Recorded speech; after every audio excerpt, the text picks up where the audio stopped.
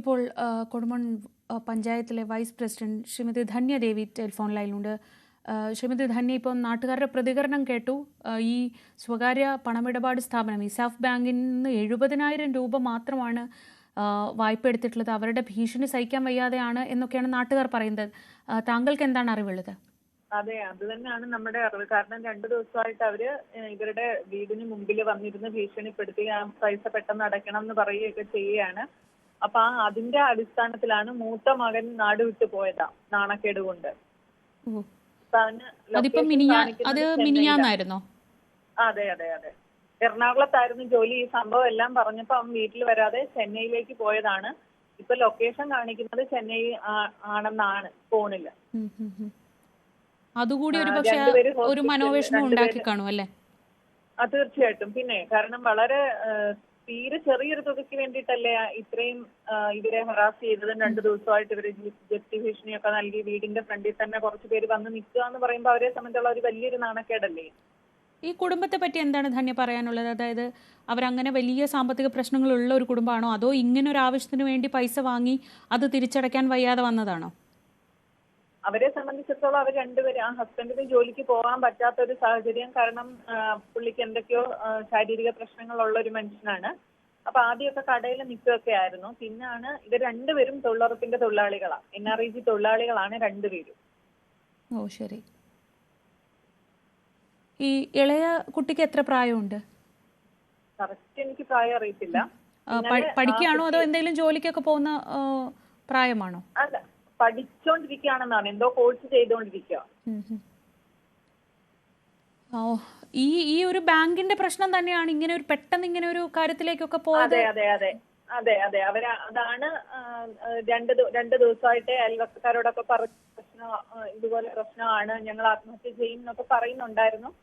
ഇന്നലെ രാത്രിയിലാണ് എല്ലാവരും കൂടെ ഇങ്ങനെ ഉറക്കഗുളിക കഴിക്കുകയും ഇന്ന് രാവിലെ പുള്ളിക്കാരി തൂങ്ങുകയും ചെയ്തത്.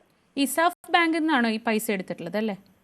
അങ്ങനെയാണ് ഇസാഫ് ബാങ്കിന്റെ ആൾക്കാരാണ് അവരെ ഈ ഭീഷണിപ്പെടുത്തി അവരുടെ വീടിന്റെ മുൻപിൽ വന്ന് ബഹളം ഉണ്ടാക്കിയത് 2 ദിവസം കൊണ്ട്. അവർ ഈ 2-3 ദിവസമായിട്ട് അവർ ആ ഭാഗത്തൊക്കെ തന്നെ ഉണ്ടായിരുന്നു അല്ലേ? അതെ അതെ അതെ അതെ. ഇപ്പം ഒരാൾ സംസാരിക്കുമ്പോൾ പറഞ്ഞു വീടിന് ചുറ്റും ഇങ്ങനെ ബൈക്കുമായി വന്ന് ആളുകൾ കൂട്ടത്തോടെ 10-20 പേരിൽ കൂടുതൽ വന്ന് അവരെ ഭീഷണിപ്പെടുത്തിയാണെന്നാണ് നമുക്ക് കിട്ടിയ അറിവ്. ഇപ്പം NREG തൊഴിലാളികളാന്ന് പറയുമ്പോൾ ധനിക്ക് നേരിട്ട് അവരെ പരിചയമൊക്കെ ഉണ്ടാവുമല്ലോ. അവരെങ്ങനെയാണ് ഒരു സാധാരണ സാധുക്കൾ, ആ തരത്തിലുള്ള മനുഷ്യർ? തീർച്ചയായിട്ടും തീർച്ചയായിട്ടും, അതെ അതെ അതെ അതെ. വളരെ സാധാരണ കുടുംബത്തിൽ, അതായത് ഒരു ഇടത്തരത്തേക്കാൾ താഴ്ന്ന കുടുംബത്തിലുള്ളവരാണ്. അവരെ സംബന്ധിച്ചിടത്തോളം ഈ 70,000 രൂപ ഒരു വലുതാണ്. പക്ഷെ എന്നാലും ബാങ്കിൽ അവർക്ക് സാവകാശം കൊടുക്കുക, ഒരു അദാലത്ത് നടത്തുകയൊക്കെ ചെയ്യാവുന്ന ഒരു ഇതായിരുന്നു. കാരണം അവരുടെ സാമ്പത്തിക നിലവാരം അനുസരിച്ചിട്ട്. വളരെ നന്ദി ധന്യ, വിശദമായ കാര്യങ്ങൾ പറഞ്ഞു തന്നതിന്. വീടിനു ചുറ്റും വളഞ്ഞ് 70,000 രൂപ എന്ന് പറയുന്നത് ഇന്നത്തെ കാലത്ത് അത്ര വലിയൊരു തുകയല്ല. പക്ഷെ അവരെ സംബന്ധിച്ച് അതൊരു വലിയ തുകയായിരുന്നു. മകന് വിദേശത്ത് പോകേണ്ട ആവശ്യത്തിനായി വായ്പ എടുത്തതാണ്. ആ പൈസയുടെ 5ാമത്തെ മാസത്തെ അടവ് മുടങ്ങി. അതിൻ്റെ ബാക്കിയായി കൂട്ടത്തോടെ ബൈക്കുകളിലെത്തി ആളുകൾ വീടിന് ചുറ്റും വളഞ്ഞതുപോലെ, 2 ആൺമക്കളാണ്, ആ ആൺമക്കളെ വളഞ്ഞ് നിർത്തി. ഒടുവിൽ അതിൽ മനംനൊന്ത് അവർ നാട്ടുകാരോട് പലരോടും പറഞ്ഞു ഇത് ഞങ്ങൾ ആത്മഹത്യ ചെയ്യുമെന്നൊക്കെ പറഞ്ഞിരുന്നു. പക്ഷേ ഇങ്ങനെ ഒരു കാര്യം ആരും പ്രതീക്ഷിച്ചില്ല. എന്തായാലും മൂത്ത മകൻ ഈ നാണക്കേട് സഹിക്കാൻ വയ്യാതെ നാട് വിട്ടുപോയി. ചെന്നൈയിലാണ് ഇപ്പോൾ ഉള്ളതെന്ന് കരുതുന്നു. എവിടെയാണെന്ന് കൃത്യമായി അറിയില്ല. ഇളയ മകനും അച്ഛനും അമ്മയും കൂടി ഇന്നലെ രാത്രി ആത്മഹത്യക്ക് ശ്രമിക്കുകയായിരുന്നു. 3 പേരും ഉറക്കഗുളിക കഴിച്ചു. അതിൽ അച്ഛനും മകനും മരിച്ചില്ല. രാവിലെ അവർ ഉറക്കമുണർന്നപ്പോൾ കാണുന്നത് അമ്മ തൂങ്ങി മരിച്ച നിലയിൽ നിൽക്കുന്നതാണ്.